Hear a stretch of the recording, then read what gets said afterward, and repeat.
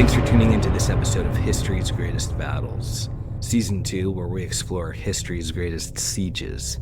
If you know somebody that enjoys this genre of history, please share the podcast with them. In the summer of 1942, the German Wehrmacht had driven deep into Soviet territory. What began a year earlier as Operation Barbarossa, the largest land invasion in history, had bled millions of lives and reshaped the map of Eastern Europe. The Eastern Front was a battlefield unlike any other, stretching thousands of miles, swallowing entire armies in its scale. Yet despite the staggering speed of the German advance, the Soviet Union did not collapse. It adapted, it endured, and by mid-1942, it began to strike back. At this stage in the war, Germany stood at the peak of its territorial expansion. Hitler had carved Europe into submission from the Atlantic to the Volga River. The Nazi war machine was now aimed squarely at the Soviet Union's southern flank. There, in the vast expanse between the Don River and the Caucasus Mountains, lay the economic heart of the Red War effort. Oil fields, industry, and transportation arteries vital to both sides.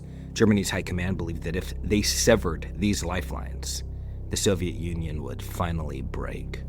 But this offensive did not unfold as planned. A decision was made, strategically reckless, operationally self-defeating. Forces meant for the oil-rich Caucasus were split, their strength diluted in pursuit of a target whose symbolic value outweighed its practical importance.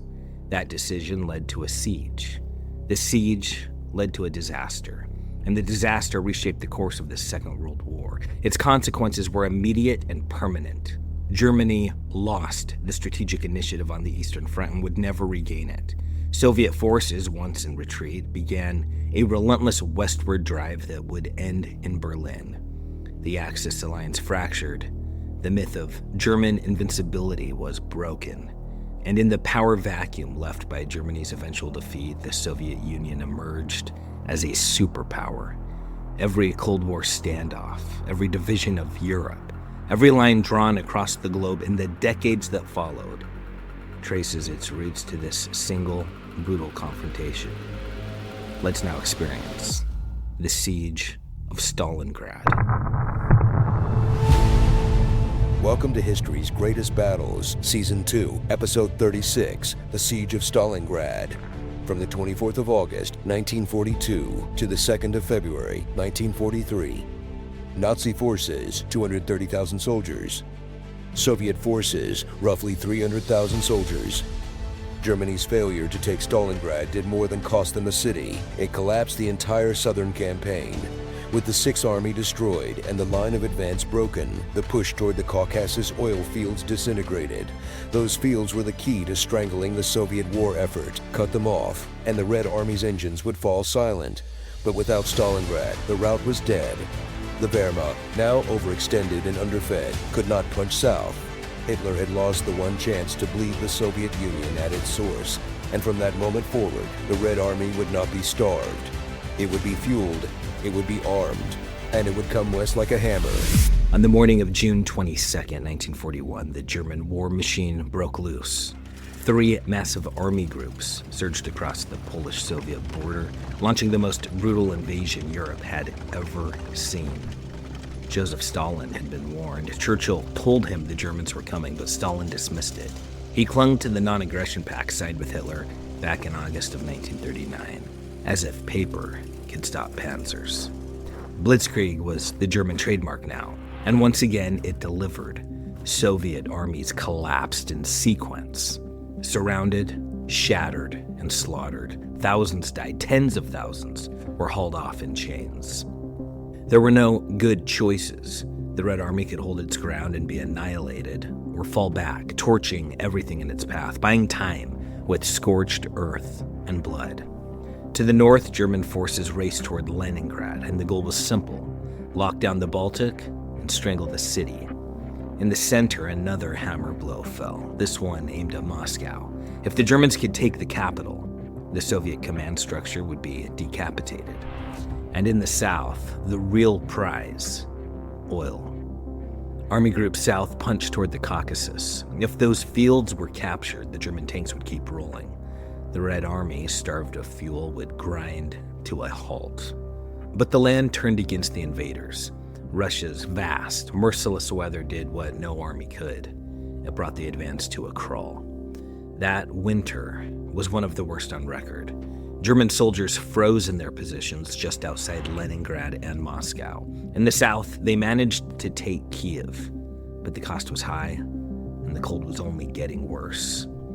Spring of 1942 brought new momentum, but only in the south. The northern fronts were bogged down. The southern armies, though, began to push again. In July, after taking Rostov, Hitler made the call that would cost him everything. He ordered Field Marshal List to split his forces, send men to reinforce Moscow and Leningrad. It was a reckless move. He weakened the one front that was actually advancing. Even with his southern army gutted, Hitler insisted they press on. He had two obsessions now: take the oil and take Stalingrad. The city that bore Stalin's name had become a trophy in his mind. Stalingrad wasn't just another dot on the map. Once called Tsaritsyn, it had been defended by Stalin himself during the Russian Civil War. That legacy made it personal for both men. To Hitler, capturing Stalingrad was more than strategic, it was symbolic. Take the city named for Stalin, and the Soviet spirit would snap. But it wasn't just about names. Stalingrad sat on the Volga River, a vital artery of Soviet transport and supply. It was a manufacturing powerhouse. If the Germans could cut the Volga and seize the factories, they'd choke the Red War effort at its core. But Stalin wasn't letting go, not an inch. He ordered his generals to hold Stalingrad no matter the cost, and the cost would be staggering. Stalingrad sprawled like a ribbon along the west bank of the Volga, 25 miles long, narrow and exposed, a nightmare to defend, and a grinder for any attacker. General Friedrich von Paulus led the 6th Army, reinforced by units from the 4th Panzer Army and Romanian allies. Together they formed Army Group B. Their mission was clear: take the city.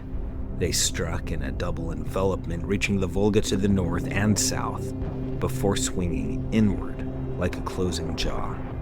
Holding the city was the 62nd Army, under General Vasily Chukov, a man in a hard place.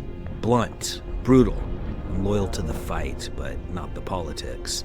Chukov was the kind of commander the front lines respected. By the time Chukov took command, the Luftwaffe had already begun tearing the city apart. His men held a sliver of Stalingrad, 9 miles at most, and in some areas the Germans were just a few city blocks from the river. His orders were absolute, quote, "Stalingrad is not to be yielded so long as there is a man left to defend it," end quote. There would be no retreat. The Germans first clashed with the Soviet defenders on August 24th, but it wasn't until September 14th that the full weight of Paulus's army arrived at the city's edge, and that's where the real fight began. Paulus drove his German infantry straight into the city and left the flanks to Romanian forces, less equipped, less experienced, but expected to hold the line against any Soviet relief. Stalingrad had been reduced to rubble. Streets, buildings, even landmarks were gone. German tactics, so dependent on coordination between tanks and aircraft, began to unravel in this chaos. This was no longer a battlefield, it was a brawl. Chukov saw the weaknesses instantly. The Germans relied on armored support and air superiority, but they needed space to use both. So Chukov pulled his men in close, closer than close, knife range, the kind of fighting that tanks and planes couldn't touch. By keeping his troops pressed right up against the Germans, Chukov took away the Luftwaffe's power. German pilots couldn't strike without risking their own men. Then the Soviets cracked the code. They learned the German signaling system used to call in airstrikes, and they began mimicking it. Suddenly, bombs were falling on empty ground or the wrong targets altogether. The Luftwaffe's edge dulled fast. While Chukov locked in the 6th Army in brutal street-to-street combat, his superior, Field Marshal Georgy Zhukov, was building something far larger. Behind the lines, 12 Soviet armies were forming, quiet and cold, preparing to strike. Stalin at last pulled the trigger. Troops stationed far in the east, watching for a Japanese attack that never came, were ordered west. That decision changed the war. That redeployment gave Zhukov what he needed. Nearly 1 million soldiers ready to punch back. But Zhukov didn't aim to relieve Stalingrad the conventional way. He wasn't coming through the front door. Instead, he planned to trap the entire German 6th Army, encircle the encirclers. The hammer fell on November the 19th, 1942. From the north, Soviet forces smashed through the Romanian lines like they weren't even there. On the 20th, the southern front collapsed just as quickly.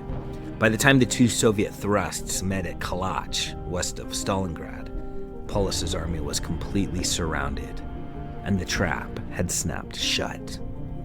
What was left of Army Group South, now called Army Group A, under the seasoned Field Marshal Erich von Manstein, rushed to break the ring. They hit from the west, aiming to punch a corridor to Paulus, and they got close, within 35 miles, close enough to taste it. Manstein radioed Paulus, "Break out, fight your way to us." But the order came down from Hitler himself, "Stand your ground." Quote, "Where the German soldier once sets foot, there he remains." End quote. That was Hitler's command. It was lunacy. With no breakout attempt, Zhukov was free to hammer Manstein's attack back to where it started. Göring, head of the Luftwaffe, stepped in and promised the impossible. He told Hitler that the 6th Army could be supplied by air, and Hitler believed him. But Soviet fighters were now swarming the skies, and the Russian winter showed no mercy. Göring's promise crumbled in the snow. A few supply drops made it through. About 25,000 wounded were flown out, but it wasn't enough. Not even close. The 6th Army was starving, freezing, and they were still under siege. By January, the food was gone. The wounded lay where they fell, on sidewalks and rubble, forgotten. The front had become a graveyard. On January 10th, the Soviets launched the final offensive. By the end of the month, Paulus's army had been split in half. Resistance was collapsing. German troops fought harder in defense than they ever had on the attack, but it wasn't enough. The Red Army threw everything at them. Too many men, too many tanks, and the line buckled. The southern pocket was crushed, wiped out, chunk by chunk. The northern half, where Paulus had held on, but just barely. Soviet commanders sent word, "Surrender now." Paulus radioed Berlin. Hitler answered by promoting him to Field Marshal and reminding him that no one with that rank had ever surrendered. Paulus became the first. On February 2nd, 1943, he surrendered, and the fight for Stalingrad was over. When the smoke finally lifted, just 91,000 Axis soldiers were still standing. That was all that was left. 70,000 were dead. The rest were taken prisoner. If you count the Romanians, Italians, and Hungarians who fought beside them, the dead reached 120,000. The captured were marched off to prison camps deep in the Soviet interior. Most never made it back. Out of nearly 250,000 Axis troops who entered Stalingrad, only 5,000 returned home. The Soviets paid in blood too, perhaps 200,000 dead, just to hold and then liberate that one city. Hitler had convinced himself that if he bypassed Stalingrad and went straight for the oil, the Soviets would use this city to strike his supply lines, so he gambled. But if he'd gone for the oil first and succeeded, the Soviets would have lacked the fuel to strike anywhere at all. And so the one thing his armies needed most, oil, remained in Soviet hands, out of reach, untouched. By splitting his forces, Hitler divided his fist and shattered his own strike. By gutting Army Group South to prop up failing offensives elsewhere, he sabotaged the very campaign that could have won him the war. He let the oil slip through his fingers. That oil, black, burning power, was the fuel his tanks would need to cross continents. Had he seized the Caucasus, he would have unlocked a new front. a southern corridor stretching between the Middle East and beyond it to British India. At the very moment Japan was clawing at India's eastern gate, Hitler could have hit them from the west. But instead he chased a name on a map. And in that name, Stalingrad, he buried his army, his plans, and any hope of victory. Because after that city consumed the 6th Army, all the choices vanished. Gone were the bold moves, gone were the ambitions. From that day forward, Hitler had only 2 options left. The same 2 Stalin had once faced: stand and die, or retreat.